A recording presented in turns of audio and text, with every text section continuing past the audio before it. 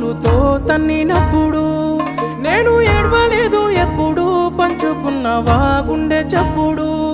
నువ్వు కడుపులో ఉన్నప్పుడు చిన్ని కాలుతో తన్నినప్పుడు నేను ఏడవలేదు ఎప్పుడు పంచుకున్నవా గుండె చప్పుడు పురిటి నొప్పుల బాధ కన్నీరు అయినా చూసి మురిసిన కన్న